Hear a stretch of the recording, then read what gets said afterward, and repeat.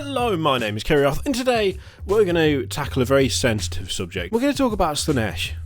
Because I've got a really bad feeling about Slaanesh. And I don't mean a bad feeling in a good feeling way, I mean a bad feeling as in bad sort of way. Look, it gets very muddy, because let's face it, Slaanesh is quite a complex god, in that, you know, pleasure is pain, pain is pleasure. It all gets switched around, and he, she, whatever, does whatever the hell they feel like.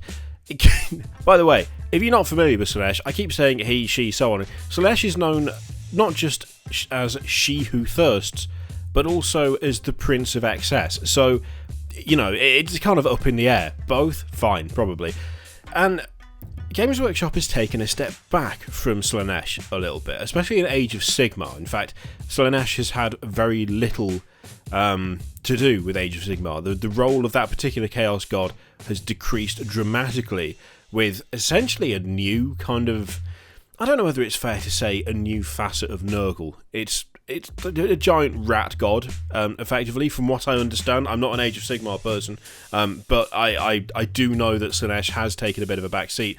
And in terms of the Chaos gods that are really paid attention to in 40k, you can't help but feel that perhaps Slaanesh has taken a backseat there as well. After all, we've had a nice bit of attention placed on Tzeentch and the Thousand Sons. We've got some new fancy models in the form of the Zangors, however the fuck you pronounce that, got no idea, and the Thousand Sons themselves. And of course, big old Magnus got a new kit, a quality massive kit, even if it does have nipple horns. Tzeentch has got some love.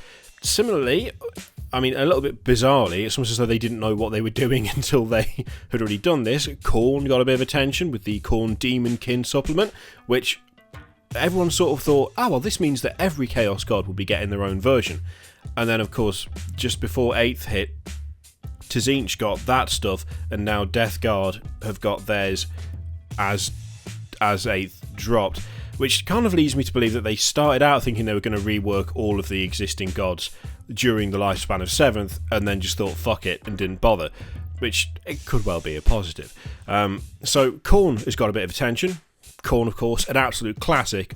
I think the classic god, definitely the most sort of meme-worthy god. That is the one that sticks out in people's heads. Even people who only have like a passing relationship with 40k, they know full well what Khorne is, who Khorne is, blood for the blood god, milk for the cornflakes, all of that shit.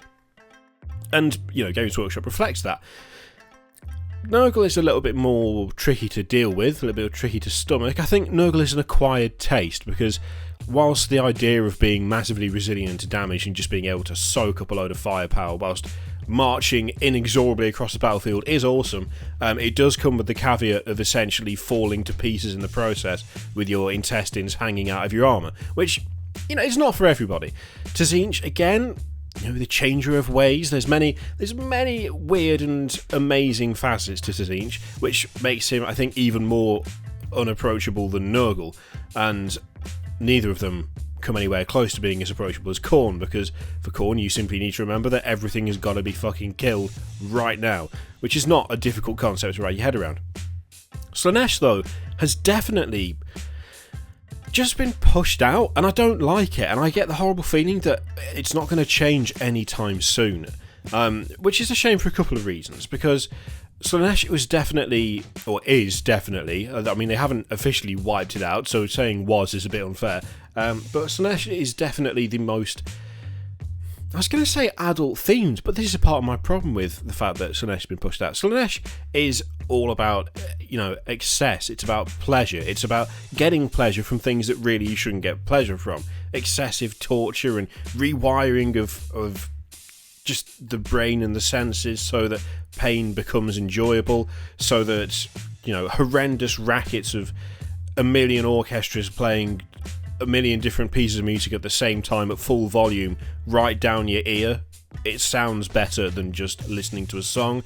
You know, it's all very, everything's ramped up to 11, everything's turned up to 11, everything is just that little bit too far, it's just a bit too weird, which, you know, I think you have to be a certain type of person to have a full appreciation for just how kind of depraved Slaanesh can be, which certainly could be a reason as to why Games Workshop are pushing it out. There is also the fact that undeniably Slaanesh has sexual undertones that none of the other Nurgle gods have got. You know, Khorne is not interested in having sex with anything. He mostly just, you know, wants to see people die. Nurgle, again, it's all about entropy, it's all about decay, it's all about rotting and disease and uncleanness, but that's what it is. It's just decay and disease.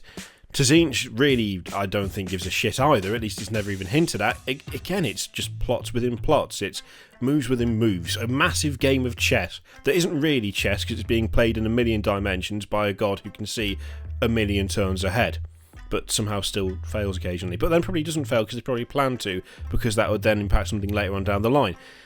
Slaanesh is both a little bit more complicated and a little less complicated in other ways, because it kind of introduces a weird ambiguity to the universe, where things that aren't really mentioned all that often are kind of uncomfortably brought forward. So Space Marines, for instance, they are not really designed to be particularly interested in women or sex or other men even, or anything like that. They're made for a singular purpose, which is to fight the enemies of mankind. That is what they are made for, that's what they were bred for, that is everything that they do and everything that they are, by and large. But then you've got the Emperor's Children, who started out like that, yeah, but now have a little bit more fun than their loyalist brothers when it comes to their downtime, if you can even consider any of them to have downtime as such.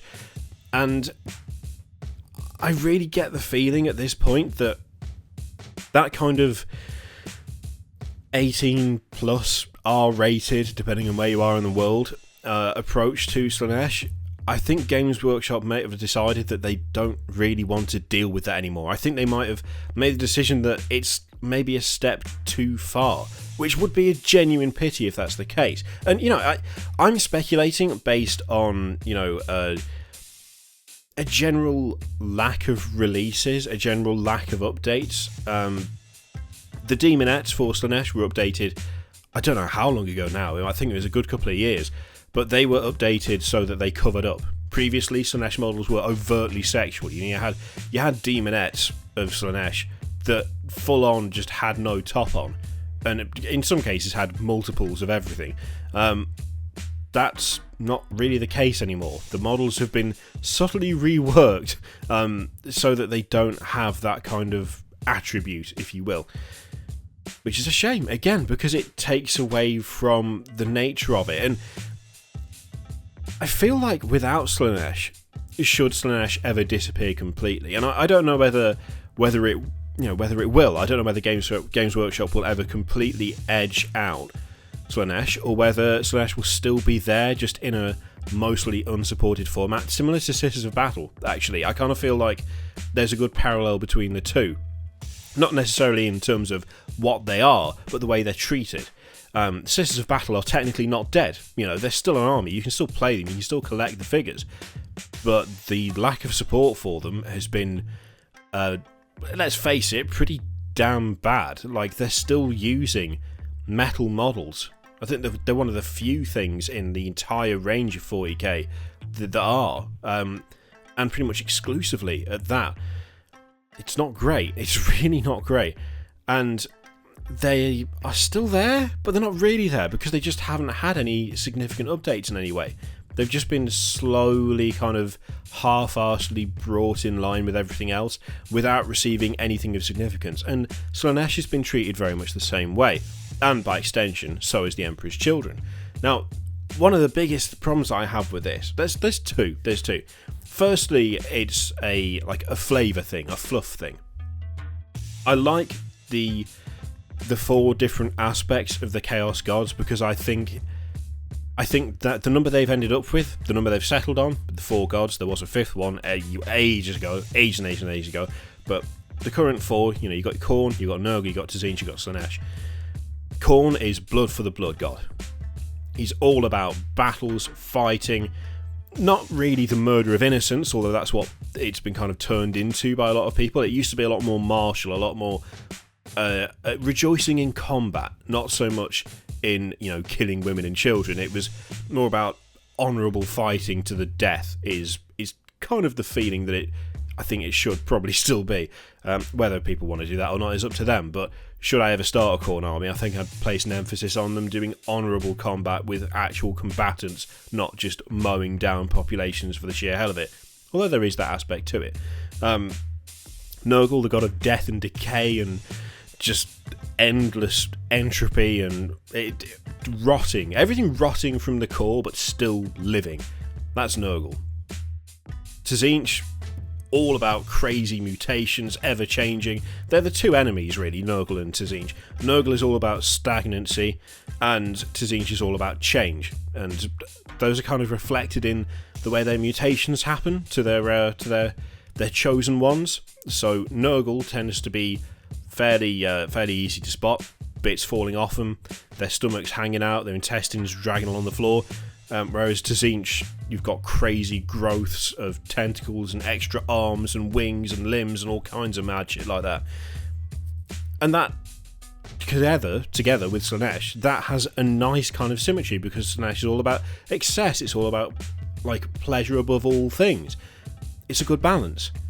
I don't know that the balance works that well without Slaanesh. I don't know that the pantheon of the Chaos Gods has the same impact when you take away that aspect, not just of chaos itself, but of the human condition as a whole, especially with the sort of parallels that the Chaos Gods have got with the Imperium. There's kind of an unspoken side to the Imperium, the fact that to have as many people as the Imperium does, to have humanity survive the way it does, frankly, there's got to be a whole load of fucking going on to achieve a population of hundreds upon hundreds of billions of people, right? The Imperium has its own weird kind of equivalence to what happens in terms of the four Chaos Gods. There's the eternal war aspect. The Imperium is at war all the time with fucking everybody. On every quarter, they're under attack. They are constantly fighting non-stop. That mirrors Khorne. The Imperium is also incredibly stagnant. Technology doesn't change, society does not change. It's been the same for thousands upon thousands of years. It is as stagnant can be. And yet, at the same time, the Imperium is also ever growing, ever shrinking, ever changing. As entire systems are lost, it gains other systems elsewhere. It's both static and decaying, but also evolving and changing. Weird though that sounds, but that's what happens. They'll lose an entire sector as one of their fleets takes another sector under its control. The actual Imperium itself, the people within it, the society within it, are unchanging. They're stagnant, they're just stuck how they are. But the Imperium itself is constantly morphing, it's constantly changing shape as worlds are lost and others are conquered. And supporting all of that is the fact that humanity has to have the mirror of Slaanesh, and that kind of mirror of the pleasure aspect of the four gods to even achieve any of this, because if it wasn't there, humanity would crumble and collapse, because the population would immediately drop, and that would be it. It'd be a shit way for a universe as big and fleshed out as 40k to go, and obviously it's not going to go that way, but that's what I mean in terms of the symmetry, in terms of those four aspects of both Chaos and the Imperium. And of course, the other thing that really makes me worried about Slaanesh disappearing is it will show a tremendous double standard. Khorne is fine because it's all about death. Nurgle is fine because it's all about decay and people literally falling apart as they walk, but somehow still living. Tzeentch is fine as it plots the downfall of empires and messes around with humanity to untold degrees. But Slaanesh isn't fine because it's a bit sexual in nature. There's a horrendous double standard there that I really wouldn't want to see Games Workshop actually fully go down.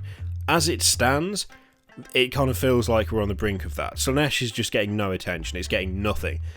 it's just kind of there, unsupported, but not removed. If it did get removed, if it did become completely unsupported, and was just no longer an option in any way, that would be worrying to me, because that would be Games Workshop preparing to just cut a huge amount out of the lore, out of the established story, out of the universe of 40k, because for some reason stuff that is slightly sexual in nature is somehow worse than like the death toll of millions a day. I mean, when you compare it, it's like, yeah, a bunch of Emperor's children feeling pleasure instead of pain whilst they're being shot. It's a bit weird, it's a bit uncomfortable. Is it more uncomfortable than 10,000 human lives being sacrificed a day to keep one man alive? I don't know that it is, to be perfectly honest with you. I really don't know that it is, and Slaanesh disappearing would kind of make it seem as though Games Workshop did think that somehow 10,000 deaths to keep one guy alive a day is more acceptable than the idea of Slaanesh as a whole. I don't know, it's just something I've been thinking about recently. I'd be really interested to hear what you think, to be honest, because I'm of the opinion that Slaanesh shouldn't just be forgotten and removed, but wholeheartedly supported, even if they have to find a way to present it where they're comfortable, you know, having that there for the fan base, for the players. But if Slaanesh ever did just disappear entirely, it would be a massive shame, and I think it would damage the universe of 40k as a whole. I think it would lose something that helps define it in a way. But I'd be interested to hear what you think. Do you think Slaanesh will be supported in the future? Do you think it will disappear? Do you think it's just been put on the back burner and we might see some sort of return? Or do you think it's going to just stick around in this weird limbo along with how Sisters of Battle have been for the last few years? Let me know in the comments below. I always read them, as you know. And in the meantime, there are various things you can click on the screen right here. You can like if you want to, you don't have to, it's up to you. And there's a Patreon thing, a subscribe thing, and all of that stuff. Thank you very much for watching. I will see you next time. Toodaloo.